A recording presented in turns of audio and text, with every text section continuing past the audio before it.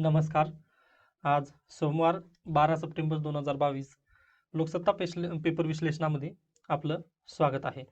तर पहा, मुंबई पालिका निवडणुकीसाठी भाजपचे शुभे सहकार्य शिंदे गट मनसे युती म्हणजे हा त्यांचा राजकीय प्रश्न आहे व ही आपल्याला परीक्षेत वगैरे विचारण्यात येणार नाही.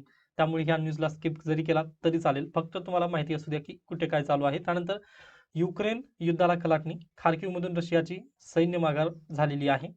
मग आता यावरती जरी लेख वगैरे आले किंवा काय झालं वगैरे त्या संदर्भात आपल्याला जास्त डिटेलमध्ये वगैरे जायचं नाहीये. फक्त कंपायलेशनमध्ये वगैरे जे मिळेल त्यातून पण आपण हे कव्हर करू शकतो. कारण पहा, आता यांनी म्हटलेलं आहे की आम्हाला भिलं वगैरे हे अशा पद्धतीने रोजचे न्यूज वगैरे येत असतात. आता अध्यक्ष युक्रेन यांनी अशा पद्धतीचं प्रतिपादन वगैरे केलेलं आहे. मग हे आपल्याला डिटेलमध्ये कोण बोललं, काय बोललं अशा पद्धतीचा न्यूज तर कधीच आलेली नाहीये. म्हणजे हे जेम्स बॉन्ड टाईप आहे मृणाल सरांच्या भाषेत. त्यामुळे हे न्यूज मी स्किप करतोय. फक्त तुम्हाला माहिती असू द्या की रशियाची सैन्य माघार झालेली आहे. त्यानंतर एक बार प्लीज रशिया युक्रेन या संदर्भाचा मॅप, ओके, तुम्ही मॅप रीडिंग वगैरे करून ठेवायला पाहिजे. ओके, त्यानंतर म्हणजे हे सर्व व्यवस्थित वगैरे होऊन जाईल. थोडंसं पेन थोडंसं लॅग करत आहे. रिपोर्ट हा इश्यू केलेला आहे मी.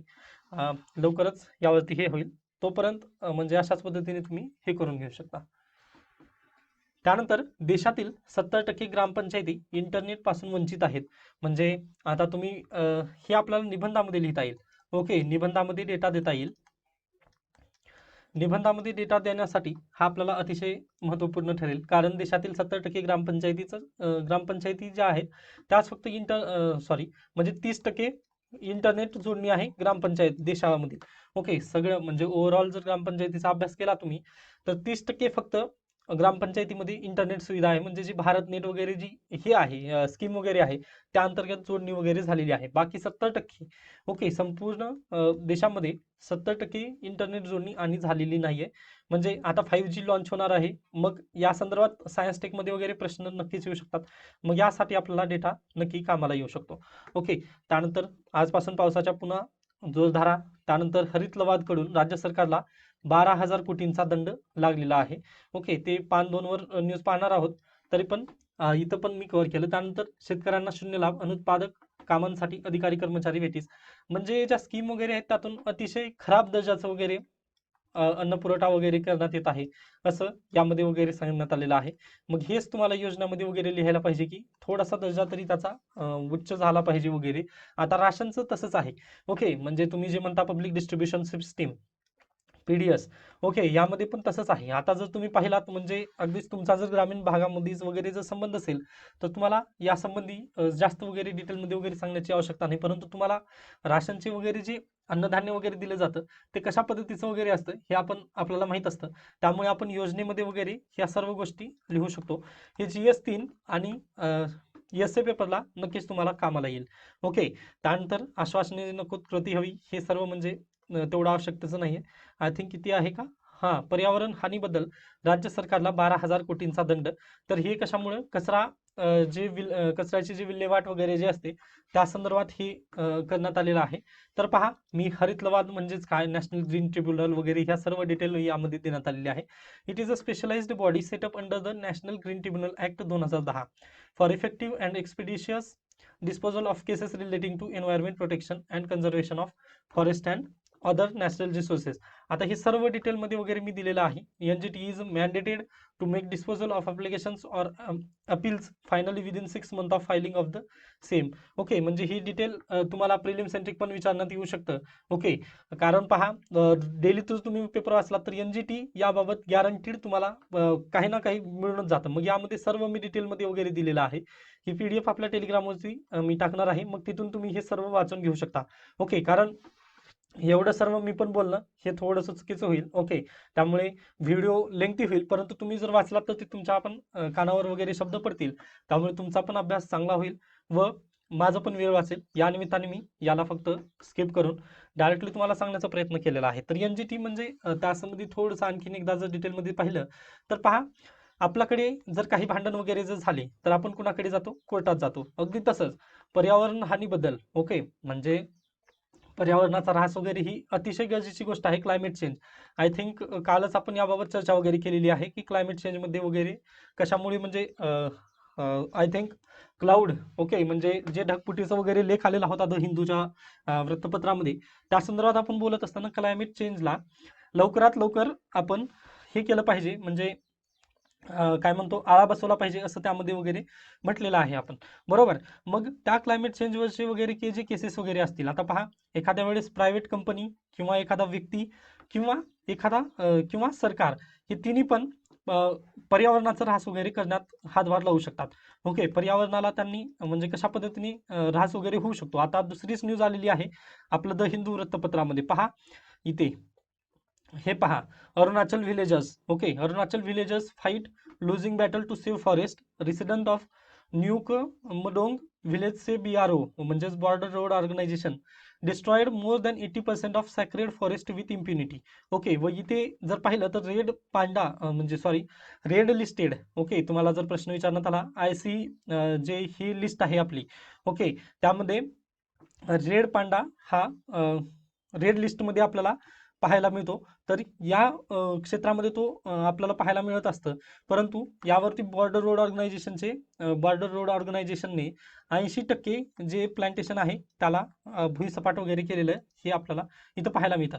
मग अशा पद्धतीचे जे केसेस वगैरे असतात, मग हे कुठे जातील? आता यापूर्वी कसं होतं, यापूर्वी हे कुठं जायचे, तर हे जायचे कोर्टामध्ये. ओके, कोर्टामध्ये गेल्यानंतर पहा, कोर्टामध्ये आपण ऑलरेडी पाहिलेली आहे, NV रमन यांच्या काळामध्ये त्यांनी ऑलरेडी म्हटलेलं होतं की कोर्टामध्ये पेंडन्सी ही खूप आहे. ओके, मग पेंडन्सी खूप असल्यानंतर हे पर्यावरणाचे मुद्दे वगैरे, आता यांनी 80% झाडं तोडलेली आहेत. मग कोर्टाचा निकाल लागेपर्यंत हे 100% सर्वच झाडे त्यांनी तोडून टाकतील. ओके, मग पुन्हा त्यावरती चर्चा करून वगैरे काही फायदा होणार नाहीये. ओके, हीच बाब लक्षात वगैरे घेऊन लवादांची वगैरे स्थापना करण्यात आली, म्हणजे स्पीडी ट्रायल वगैरे व्हावं तुमचं, म्हणजे अतिशय लवकरात लवकर वगैरे तुमची केसवर निदान वगैरे द्यावं, या दृष्टिकोनातून लवादांची वगैरे निर्मिती करण्यात आलेली आहे. आपल्याला 1976ची घटना दुरुस्ती वगैरे ती दिसून येते, इंदिरा गांधी यांच्या काळातील ती आहे. ओके, मग हे तुम्हाला माहिती असायला हवं. त्यानंतर ऍडमिनिस्ट्रेटिव्ह ट्रिब्युनल पण आहेत, म्हणजे प्रशासकीय लवाद. कारण पहा, तुम्ही उद्या प्रशासनात गेलात व तुमच्यावर म्हणजे काही जर प्रॉब्लेम वगैरे आला नोकरी संबंधी, तर ते तिथे ऍडमिनिस्ट्रेटिव्ह ट्रिब्युनलमध्ये वगैरे जातात. आता MPSCची गेल्या वेळेसची जी केस होती ती MET महाराष्ट्र ऍडमिनिस्ट्रेटिव्ह ट्रिब्युनल यामध्ये चाललेली होती, पहा. ओके, म्हणजे हे फक्त स्पीडी ट्रायल हे उद्दिष्ट ठेवूनच, डोळ्यासमोर ठेवून या प्रकारच्या कोर्टाची, म्हणजेच लवादांची वगैरे ट्रिब्युनल म्हणतात त्याला, त्याची स्थापना वगैरे करण्यात आलेली आहे. ते डिटेलमध्ये NJT बद्दल वगैरे ते मी ऑलरेडी दिलेलं आहे, ते तुम्ही वाचून घेऊ शकता. त्यानंतर पुढे चला, सर्वोच्च न्यायालयाच्या कामकाजात आज 200हून अधिक PIL आहेत, म्हणजे जनहित याचिका. PIL पब्लिक इंटरेस्ट लिटिगेशन हे पण तुम्ही एकदा वाचून घ्या. मी त्याला ऍड केलेलं नाही आहे, परंतु पुन्हा मला न्यूज दिसली, त्यामुळे हे प्लीज तुम्ही पॉलिटीचा अभ्यास करताना वगैरे एकदा प्लीज पाहून घ्या. ओके, किंवा नेक्स्ट टाइम वगैरे जेव्हा आली तेव्हा मी ही क्लिअर करून घेईन. ओके, त्यानंतर पुढे चला, पहा, लुईजी गॅल्वानी ती इलॉन मस्क म्हणजेच डॉक्टर जयदेव पंचवाघ आज सोमवार असल्याने यांचा लेख आलेला आहे, व दर सोमवारप्रमाणे हे मी स्किप करतोय. ओके, कारण एवढं पण डिटेलमध्ये आपल्याला सायन्स कधी आलेलं नाही आहे, प्रश्नोत्तर वगैरे. ओके, त्यामुळे त्याला पण स्किप करूयात आपण. त्यानंतर संस्कृती सातत्याच्या सेतू, म्हणजे जे राणी एलिझाबेथ दुसरी यांचं जे निधन झालं वगैरे त्या संदर्भात वगैरे यांनी डिटेल वगैरे दिलेलं आहे. म्हणजे ही वर्ल्ड हिस्ट्री, ज्यांचं हिस्ट्री ऑप्शनल आहे त्यांच्यासाठी ही रिकमेंड करेन, परंतु ज्यांचं साधं हिस्ट्री आहे, ओके, त्यांना मी रिकमेंड करत नाही आहे सध्याला, कारण त्यांनी जे कोणतं पण पुस्तक वाचतील त्यामधून ह्या सर्व घटना वगैरे क्लिअर होणार आहेत, त्यामुळे याबद्दल मी डिटेल वगैरे घेतलेलं नाही आहे. ओके, त्यानंतर विरोधकांची राजकीय धुळवड, मिशन, भाजपचे मिशन वगैरे हे सर्व आपल्याला गरजेचं वाटत नाही. त्यानंतर दणदणाट घातक कसा, मी कालच याबद्दल किती डेसिबल आवाज तुमचा सुरक्षित असेल व सर्व ह्या गोष्टी मी कालच घेतलेल्या आहेत. ओके, व त्याचं डिटेल चार्टमध्ये पण दिलेलं आहे, जे की प्रिलिम सेंट्रिक आपल्याला विचारण्यात येईल, त्यामुळे मी याला पण स्किप करतोय, पहा. ओके, म्हणजे हे वाचलेलेच होते आपले. कधी ऊन वाघ सावली लागते रे, म्हणजे आता हे बिग टेक कंपन्या वगैरे या संदर्भात दिलेलं आहे. त्यानंतर गिफन गुड्स, आता हे ह्याचा जर पार्ट जर पाहिला आपण तर हे डिटेलमध्ये गिफन गुड्स या संदर्भात वगैरे दिलेलं आहे, जे मागणी पुरवठा सिद्धांत वगैरे जे आपण मायक्रो इकॉनॉमिक्समध्ये वगैरे शिकत असतो. मग ते पण एवढं मला वाटलं नाही की हे आपल्यासाठी गरजेचं वगैरे असेल, त्यामुळे याला पण आपण स्किप केलं तरी चालेल, कारण न्यूज जास्त नाही आहेत. ओके, व विनाकारण त्यामध्ये जास्त डिटेल वगैरे आपण हे करून आणणं हे चुकीचं असेल. त्यानंतर अंतिम सामन्यात जाबे उरवर मात करत प्रथमच अमेरिकन तर तिसऱ्या ग्रँड स्लॅम जेते पदावर मोहर श्वी ऑन टेकचे वर्चस्व. हे आता आपण डिटेलमध्ये वगैरे हे जे असेल ते फक्त तुम्ही याला लिहून ठेवा, म्हणजे हे स्पोर्ट्स न्यूज कंबाईनला वगैरे नक्की येईल. Okay, sorry, person in news. Okay, tennis स्पर्धा वगैरे या संदर्भात हे तुम्हाला माहिती पाहिजे. व जे आपण जी लिस्ट केलेली आहे मेडल्सची वगैरे ते तुम्हाला अगदीच थोडंसं दिवसातून म्हणजे 8 दिवसातून वगैरे एकदा त्याकडे लक्ष घालत चला, म्हणजे हे पाठांतर होऊन जाईल. त्याबद्दल डिटेल वगैरे पाठ करत वगैरे बसण्याची तुम्हाला पण गरज नाही आहे. ओके, त्यानंतर पुढे चला, द हिंदू न्यूजपेपरला पाहूयात. तर पहा, हे पण ऑलरेडी मी सांगितलेलं आहे. ओके, त्यामुळे ह्या न्यूजच्या पुढे जाऊयात. The fatal lure of instant loan apps. Okay, तर पहा, मम्मी आय एम लिव्हिंग म्हणजे हे सुसाईड नोट होती 23 ऑगस्ट रोजी मध्य प्रदेशमधील अमित यादव यांनी जग सोडलं. ओके, म्हणजे त्यांच्यावर होतं लोन, त्यांनी लोन काढलेलं होतं. ओके, जे इन्स्टंट पेमेंट ॲप वगैरे आहेत त्या संदर्भातून त्यांनी लोन वगैरे काढलेलं होतं. मग 10 ऑगस्टलाच RBIने गाईडलाईन वगैरे जारी केलेली आहे. त्यामध्ये पाहिलं जर मी तर महाराष्ट्रात 572 केसेस आहेत, म्हणजे महाराष्ट्र या सर्वांमध्ये पुढे आपल्याला दिसून येत आहे. ओके, व 500 crore money from loan apps siphoned off to China. ओके, म्हणजे हवाला अंतर्गत वगैरे हे मनी चायना आणि भारतामध्ये व्यवहार वगैरे झालेले आहेत. 23 पीपल अरेस्टेड वगैरे करण्यात आलेले आहेत. तर पहा, ह्या ॲप्लिकेशनची प्रॉब्लेम वगैरे अशा पद्धतीने आपल्याला सांगता येईल की अगदीच हे गरीब लोकांना वगैरे हे इन्स्टंट लोन वगैरे देत असतात. म्हणजे जर बँकिंग सिस्टीम जर पाहिली तुम्ही, बँकेमध्ये लोनसाठी खूप रांग वगैरे लागतात. ओके, लाईन्स असतात. त्यामुळे सर्वजण अतिशय बेटर पद्धतीने वगैरे लोन घेण्याचा वगैरे प्रयत्न करत असतं, म्हणजे लवकरात लवकर लोन पास वगैरे व्हावं यासाठी काय करतात, इन्स्टंट लोन ॲप वगैरे आहेत त्याचा आपण वापर केलेला दिसून येतो. ओके, मग हे सर्व जे असतात ते गरीब असतात, बरोबर. मग यांना समाजामध्ये इज्जत वगैरे असते, त्यामुळे यांनी लोन डिफॉल्टर वगैरे होऊ नये अशी त्यांची मेन एकच इच्छा असते. ओके, कारण पहा, विजय माल्यासारखं जर असेल तर देश सोडून नक्कीच जाईल, परंतु जे गरीब असतील ते इथंच लोन डिफॉल्टर न होता त्यांनी वेळोवेळी जे इंटरेस्ट वगैरे आहेत ते पे करत असतात. ओके, त्याचं कारण हेच आहे, समाजातील इज्जत वगैरे, म्हणजे आपली सोसायटी जी आहे ती अद्याप बदललेली नाही आहे या विचारांमधून. ओके, मग याच बेसिसवर त्यांनी लोन वगैरे घेऊन पुन्हा जर फेडत होत नसेल, तेव्हा त्यांना पण एक हे असते की एक गिल्ट वगैरे असते की समाजामध्ये वगैरे मी गेल्यानंतर पुढे वगैरे काय होईल वगैरे अशा पद्धतीने. त्यामुळे त्यांनी काय करतात, डायरेक्ट टोकाचं पाऊल उचलतात. त्यामुळे डायरेक्टली सुसाईड वगैरे आपल्याला दिसून येते. ही एक भारताची म्हणजे भारतीय समाजामधली एक आपल्याला निगेटिव्ह पॉईंट दिसून येतो. परंतु हे असं असलं तरी चायनीज जे ॲप्लिकेशन आहेत त्यांनी लोनसाठी जर असतील तरी पण त्यांनी location, camera, contact, make phone call, record audio या सर्व गोष्टी त्यांच्याकडून म्हणजे डेटा वगैरे त्यांनी चोरी करून घेतात. ओके, म्हणजे परमिशन मागतात लोन ॲप्स. यामुळे काय होतं, आपला एकतर डेटा चोरी होतो. ओके, डेटा चोरी होतो, म्हणजे जर तुम्ही अशा पद्धतीने जर ऐकलं नाही तर तुम्हाला डेटाच्या भरोशावर वगैरे तुम्हाला म्हणजे हे करण्याचं म्हणजे ब्लॅकमेल वगैरे करण्याचं काम या अंतर्गत होत असतं. हे एक तुम्हाला इथं थोडीशी याची बाब दिसून येते. त्यामुळे RBIनं 10 ऑगस्ट रोजी ही जी सर्व्हिस वगैरे होती ती बॅन केलेलं आहे, म्हणजे जे ॲप्लिकेशन वगैरे गुगल प्ले स्टोअरमधून ते त्यांनी बॅन वगैरे केलेले. हे द वे फॉरवर्ड वगैरे ते आपण ऑलरेडी वाचलेलं आहे मी. ओके, म्हणजे तुम्हाला पण सांगितलं आहे, कारण ऑगस्टमध्ये आपण ऑलरेडी व्हिडिओ या संदर्भात वगैरे घेतलेला आहे. ओके, लोकसत्ताला लेख आलेला होता, त्यामुळे मी याला स्किप करून पुढे जातोय. फक्त तुम्हाला हे डाटा वगैरे माहिती पाहिजे, किंवा आजचा जो हा पेज आहे हे पण पेज तुम्ही एकदा सेव्ह करून ठेवा. ओके, आज रात्री मी जेव्हा आपल्याला हे पाठवत असतो म्हणजे एडिटोरियलचे मेन एडिटोरियल जे पाठवतो त्यामध्ये ह्याचा पण समावेश मी की करेन. त्यानंतर 122 farmer suicides in a single district in West Bengal in 2021 RTI query. Okay, एका जिल्ह्यामध्ये 122 शेतकऱ्यांच्या आत्महत्या जवळपास आपल्याला पश्चिम बंगालमधून पाहायला मिळतात.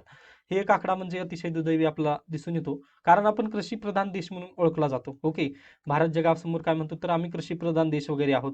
यासोबतच पार्लिमेंटचं जरी तुम्ही पाहिलं, पार्लिमेंटच्या स्ट्रक्चरमध्ये पण अतिशय जास्त व्यक्ती जे आहेत ते कृषी भागातून वगैरे आलेले आहेत. एकदा तुम्ही लोकसभाचा डाटा पॉईंट काढा. ओके, एकदा लोकसभाचा डाटा काढल्यानंतर तुम्हाला समजून येईल की किती MP, किती खासदार वगैरे जे आहेत ते शेतकरी ह्याच्यातून आलेत, म्हणजे त्यांचं बॅकग्राऊंड जे आहे ते शेतकरी आहे असं त्यांनी स्वतः दिलेलं आहे इलेक्शन कमिशनला.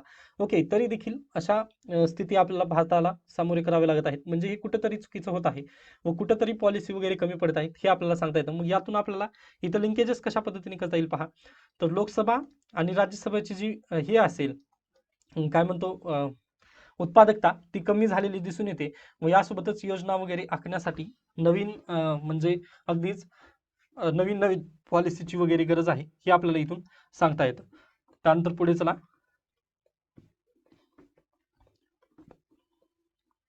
त्यानंतर पहा, after a century ASI starts removing sand from sun temple of Konark.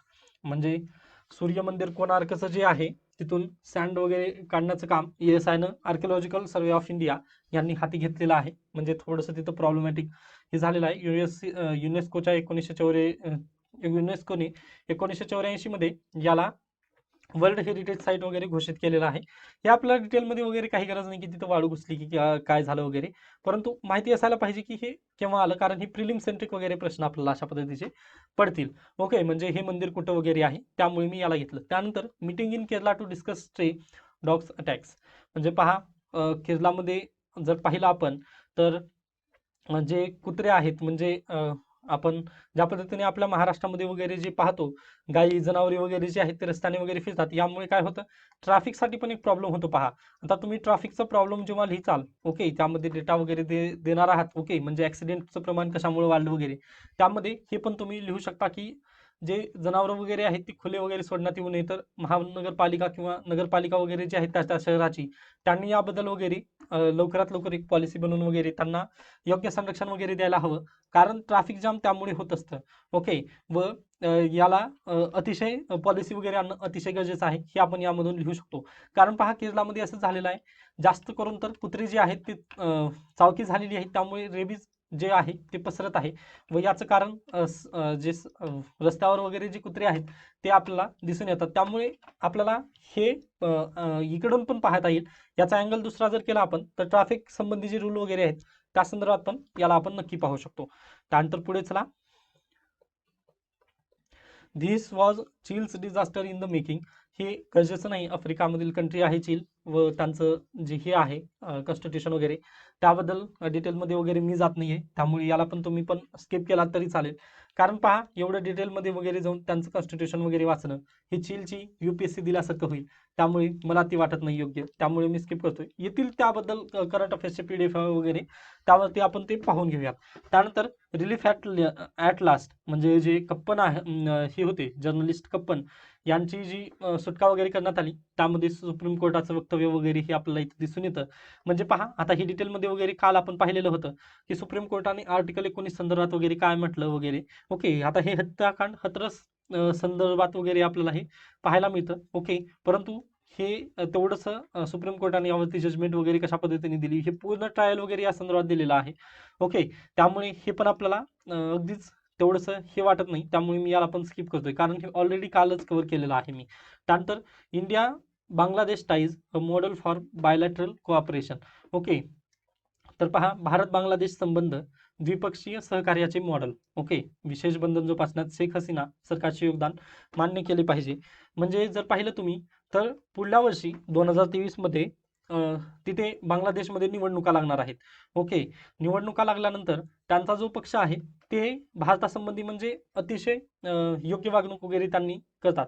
Okay, त्यानंतरचे जे 1972 आपल्याला माहितीच असेल. ओके, 1972 मध्ये तर पहा, इंदिरा गांधी यांनी सैन्य पाठवून बांगलादेशला स्वातंत्र्य वगैरे करून दिलेलं होतं. त्यामुळेच जे आता 50 वर्ष वगैरे झाली त्यांची, त्यामुळे त्यांनी काय केलं, जे स्वातंत्र्य दिन वगैरे त्यांनी साजरा केला, त्यामध्ये रामनाथ कोविंद यांनी सहभागी वगैरे घेतलेले होते. ओके, त्यांनी सहभाग वगैरे घेतलेला होता. त्यामुळे शेख हसीना ह्या ज्या आहेत ते भारतासंबंधी थोड्याशा म्हणजे भारताकडून आहेत त्या. ओके, व दुसरा जो पक्ष आहे त्यांच्या देशातील, आता तो पक्ष मला पण आठवत नाहीये, परंतु तुम्ही हे असं लक्षात घ्या की त्यांच्याकडला जो दुसरा पक्ष आहे तो पाकिस्तान संबंधी जास्त विचार वगैरे करणारा आहे. ओके, एक इंडियाला पाहतो तर एक दुसरं पाकिस्तानला पाहतो. मग अशा पद्धतीने त्यांचं वर्सेस वगैरे चालणार आहे. मग आता जर शेख हसीना भारतामध्ये भेटीचं कारण हेच की त्यांनी म्यानमारचे वगैरे मुद्दे यामध्ये मांडलेले आहेत की म्यानमार संबंधी वगैरे काय म्हणतो आपण त्यांना, जे रोहिंग्याचं प्रकरण वगैरे आहे त्यामध्ये त्यांनी सपोर्ट वगैरे करावं. त्यानंतर त्यांनी जे पाणी करार वगैरे जे काल आपण पाहिलेलं आहे, त्या सर्व गोष्टी यामध्ये मी दिलेल्या आहेत, ते तुम्ही एकदा पाहून घेऊ शकता. व पहा, त्यांनी ऑलरेडी असं म्हटलेलं आहे की आम्ही चायनाच्या विरोधात आहोत, परंतु जे हे आहे म्हणजे बांगलादेशमधील जे अधिकारी वगैरे आहेत ते काय करतात, जर चायनानी त्यांना जर सपोर्ट वगैरे केला तर त्यांना भारी वाटतं की भारतापासून थोडंसं दूर आपण वगैरे जात आहोत असं त्या पद्धतीने. म्हणजे ज्या पद्धतीने इथं मोदी आणि काँग्रेस वगैरे या पद्धतीचे पक्ष वगैरे आपल्याला दिसून येतात अगदी त्याच पद्धतीने. पण आपल्या भारतामध्ये पाकिस्तान विरोधात वगैरे ते तशा पद्धतीने प्रकरण वगैरे नाहीत, परंतु बांगलादेशमध्ये जास्त दिसून येतात. व पहा, शेख हसीना यांच्या वडिलांचं निधन यासोबतच त्यांच्या कुटुंबातील सर्वांचं निधन वगैरे जे झालेलं आहे त्यामध्ये पण पाकिस्तानचा हात होता. मग भारताने त्यांना बळ वगैरे दिलेलं आहे, म्हणजे सपोर्ट भारताने जास्त वगैरे केलेला आहे. त्यामुळे हा लेख वगैरे इथं आलेला आहे. ओके, याबद्दल आपण काल कुशियारा रिव्हर वगैरे जे आहे ते जे पॅक्ट वगैरे झालं त्याबद्दल आपण डिटेलमध्ये वगैरे चर्चा याबद्दल केलेलीच आहे. त्यामुळे जरी तुम्हाला वाटलं तर कालचा पण व्हिडिओ पाहून घेऊ शकता व आजचं जे हे आहे ते नक्की लेख तुम्ही वाचून घेऊ शकता. त्यानंतर we need civil society engagement in Kashmir. पहा, जर तुम्ही म्हणाल की जे काश्मीर पंडितांचा जो विषय वगैरे आहे तर याबद्दल यापूर्वी ही चर्चा वगैरे करण्यात आलेली होती असं लेखिकाचं मत आहे, कारण त्या पण सहभागी वगैरे त्यामध्ये झालेल्या होत्या. ओके, व यासोबतच कम्युनिटी म्हणजे या दोघांना पण समोरासमोर चर्चा वगैरे झाली पाहिजे, तेव्हाच आपण यामधील जे रोष वगैरे आहे ते आपण कमी करू शकतो असं या लेखिकांचं मत वगैरे आहे. हे पण मी डिटेलमध्ये वगैरे दिलेलं आहे. पहा, काश्मीरमध्ये नागरी समाजाच्या सहभागाची गरज आहे, हे सर्व तुम्ही हे वाचून घेऊ शकता. ओके, व हे तेवढं पण म्हणजे जे जे पार्ट आपलं कामाचं वगैरे आहे उत्तरात लिहिण्यासाठी ते मी हायलाइटेड ऑलरेडी केलेलं आहे, म्हणजे माझा पण वेळ कमी होईल व तुम्हाला पण याबाबतची अगदीच मदत होईल असं माझा हेतू आहे.